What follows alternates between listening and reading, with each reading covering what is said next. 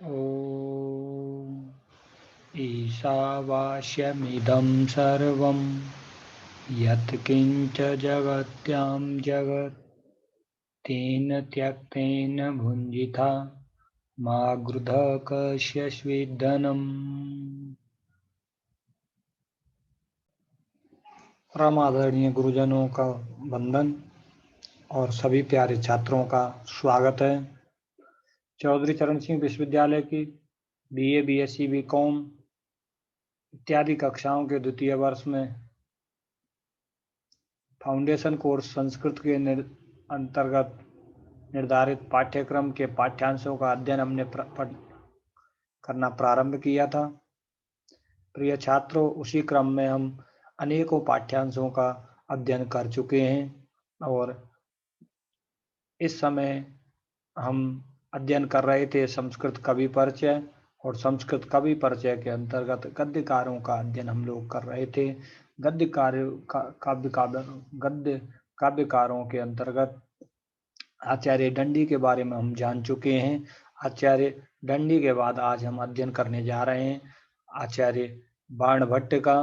बाणभट्ट एक ऐसा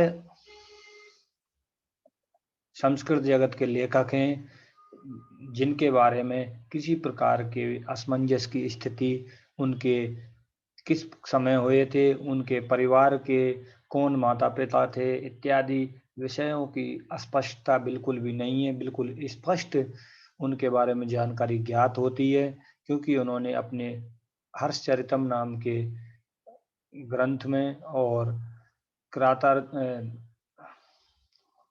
स्वयं ही अपने परिचय को दिया है।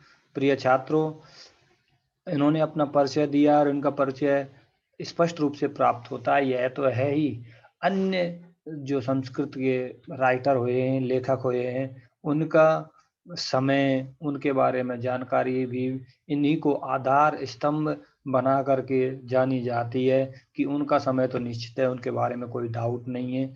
इस प्रकार से लोग निर्धारण करते हैं अन्य विद्वानों के समय का और उनके लेखन के विषय का। तो प्रिय छात्रों, हम आचार्य दंडी के बारे में पढ़ते समय देख रहे थे, वहां पर गद्य काव्य के दो वेद होते हैं, कथा और आख्यायिका। क्योंकि इन्होंने कथा और आख्यायिका दोनों वेदों पर प्रकाश डाला है, तो हम एक बार कथा किसे कहते हैं और आख्यायिका किसे कहते हैं, मेरा यह परम कर्तव्य बन जाता है कि थोड़ा सा दिग्दर्शन आप लोग उसका करें। आचार्य कपिल देव द्विवेदी अपनी पुस्तक संस्कृत साहित्य का समीक्षात्मक इतिहास में कथा और आख्यायिका को स्पष्ट करते हुए, उनका तुलनात्मक अध्ययन करते हुए बतलाते हैं कि कथा कल्पित होती है और कुछ सत्यांश भी हो सकता है या होता है, परंतु आख्यायिका ऐतिहासिक होती है। इसके अंदर जो भी घटनाक्रम होगा या कथा वस्तु रहेगी वह ऐतिहासिक होगी। दूसरा, कथा का वक्ता नायक स्वयं ही होगा या अन्य कोई भी हो सकता है, परंतु जो आख्यायिका रहेगी उसका वक्ता केवल नायक ही होगा। और एक तरह से आज हिंदी साहित्य में प्रचलित आत्मकथा के जैसा इसका स्वरूप होता है।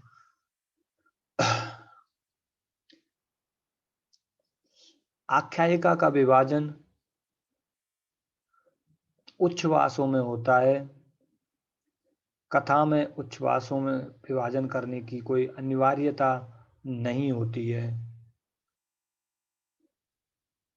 कथा की भाषा संस्कृत, प्राकृत आदि हो सकती है, परंतु आख्यायिका की भाषा केवल संस्कृत ही रहेगी। इस प्रकार से कुछ ऐसे निर्धारक तत्व हैं जिनके आधार पर हम आख्यायिका और कथा के अंतर्गत भेद कर सकते हैं। दोनों ही गद्य काव्य के भेद हैं। एक स्पष्ट सा भेद, मुख्य भेद जो हम मान सकते हैं कि कथा कल्पित होती है और आख्यायिका ऐतिहासिक होती है, अर्थात कथा के जितने भी पात्र होते हैं वे कवि की कल्पना से प्रसूत होते हैं, परंतु आख्यायिका के जितने भी पात्र होंगे वे ऐतिहासिक होंगे, अर्थात हमसे पहले वे उत्पन्न हुए होंगे। इस प्रकार से कथा और आख्यायिका को थोड़ा सा देखने के बाद हम अब आचार्य बाणभट्ट के बारे में देख लेते हैं।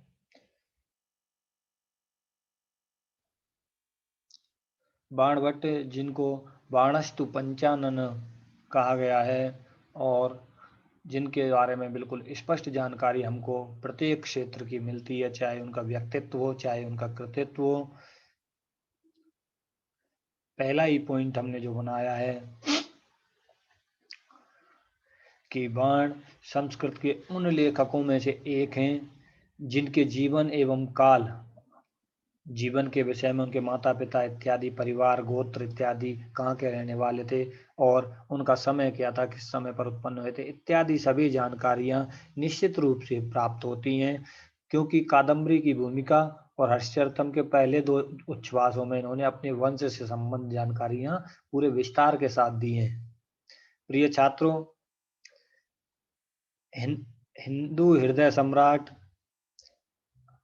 महाराज हर्षवर्धन कन्नौज के राजा थे और उनके ही ये राजकवि बाणभट्ट थे। हर्षचरितम में अपने आश्रयदाता सम्राट हर्षवर्धन के बारे में बताए होते हुए बाणभट्ट कहते हैं, जयति ज्वलत प्रताप ज्वलन प्राकार कृत जगद्रस सकल प्रणयी मनोरथ सिद्धिर श्री पार्वती हर्ष। इनके निवास स्थान, गोत्र इत्यादि के बारे में जाने तो हम देखते हैं कि वर्तमान बिहार प्रांत के अंतर्गत सोन नदी के तट पर प्रीतिकूट नाम का अर्थात ग्राम था, जिसमें वात्सायन गोत्र में वत्स नाम के इनके पूर्वज थे, सरस्वती से जिनका बताया गया सारस्वत, सरस्वती के पुत्र थे, उनके चचेरे भाई के रूप में वत्स की उत्पत्ति बताई गई है। उस कुल में वाण ने जन्म लिया और वाण के जन्म लेने को देखें तो इनके पिता का नाम चित्रभानु और माता का नाम राज्य देवी। इनके पिता जो चित्रभानु थे उनके पिता का नाम अर्थपति और अर्थपति के पुत्र अर्थपति बाण के पितामह अर्थात दादा हुए। अल्प आयु में ही बाण के माता पिता का देहावसान हो गया और देहावसान होने के कारण, अल्प आयु होने के कारण थोड़ी सी दिशा भ्रम कहें या थोड़ा सा बहकाव की स्थिति इनके जीवन में आई, क्योंकि धन धान्य की समृद्धि परिवार में खूब थी, इसलिए ये अपने विभिन्न प्रकार के साथियों के साथ संसार को का भ्रमण करने के लिए, संसार को देखने के लिए निकल पड़े और इन्होंने कई देशों का भ्रमण किया और भ्रमण करके जब ये अपने मूल निवास स्थान पृथ्वीकूट वापस पहुंचे तो इन्हें संदेश मिलता है सम्राट हर्षवर्धन के चचेरे भाई कृष्ण का कि आपके विषय में कुछ चुगलखोरों ने राजा से आपकी निंदा की है और इसलिए आप राजा से मिलें और अपनी स्थिति स्पष्ट करें। जब राजा से मिलने के लिए बाणभट्ट जाते हैं तो राजा अयम असौ भुजंग ऐसा कह करके, अर्थात यह वही सर्प है, अर्थात यह वही दुष्ट है, इस प्रकार से कह करके बाण को उच्चरित करते हैं। बाण अपने बारे में राजा के मन में ऐसी तस्वीर या अनुभूति देख करके अपने आप को सुधारने का निश्चय करते हैं और अपने अंदर अनेकों सुधार करके राजा से मिलते हैं और राजा उनसे प्रसन्नचित्त होकर के खुश हो जाते हैं। इसके बाद जब बाण अपने घर लौटते हैं तो हर्षचरित के रूप में सम्राट हर्ष की जीवनी इन्होंने लिखना प्रारंभ की और जब देखा जाए तो इनकी 5 रचनाएं अत्यंत प्रसिद्ध हैं, जिनमें एक सूत्र अगर मैं दूं तो मुंह पच का, मुंह से मुकुट ताड़ी तक, ह से हर्षचरितम, पच का प से पार्वती परिणय, च से चंडी शतक और का से कादम्बरी। अर्थात ये 5 रचनाएं इनकी अत्यंत प्रसिद्ध हैं, जो संस्कृत साहित्य में आज भी प्रचलन में है और आज भी प्रासंगिक हैं। हर्षचरितम को देखें तो ये आख्यायिका नाम का वेद है, और जिसमें राजा हर्ष के जीवन चरित्र का इन्होंने वर्णन किया है। कादम्बरी यह कथा नाम के गद्य काव्यों के कथा नामक भेद के अंतर्गत आती है, और इसमें चंद्रापीड़ कादम्बरी और महाश्वेता एवं पुंडरीक के प्रणय की कथा वर्णन है, जो 3 विभिन्न शापों के परिणाम स्वरूप 3 जन्मों तक बिखरी हुई है। और इसमें आज के उपन्यासों की कहानी या समानता आप स्पष्ट रूप से देख सकते हैं। बाण के काव्यों का अवलोकन करें तो हम पाते हैं कि इन्होंने पांचाली रीति का प्रयोग अपने काव्यों के अंतर्गत किया है, और ये श्रृंगार रस का प्रयोग करने में सिद्धहस्त हैं। वर्ण का प्रिय अलंकार परिसंख्या अलंकार है। प्रिय छात्रों, मैं आपको बताना चाहता हूं कि इस पॉइंट में आपको वस्तुनिष्ठ प्रकार के प्रश्न बना करके मैंने नहीं बताए हैं, लेकिन आप देख सकते हैं कि पूछा जा सकता है कि वाण ने अपने काव्यों में किस रीति का प्रयोग किया है, किस रस का प्रयोग किया है, किस अलंकार, कौन सा अलंकार उनको अत्यंत प्रिय है, या उनकी कथा नामक गद्य काव्य के अंतर्गत आने वाली रचना कौन सी है, आख्यायिका नामक गद्य काव्य के अंतर्गत, गद्य काव्य के भेद के अंतर्गत आने वाली रचना कौन सी है, या हर्षचरितम में किस के बारे में बताया गया है, कादम्बरी में किसका वर्णन है। इस प्रकार के अनेकों प्रश्न आपके समक्ष उपस्थित हो सकते हैं। अतः आप स्वयं भी विषय वस्तु को देख करके वस्तुनिष्ठ प्रकार के प्रश्नों का निर्माण करते चलें और अपने हृदयंगम विषय को करते चलेंगे, ऐसी मुझे आशा है और उम्मीद है और विश्वास है।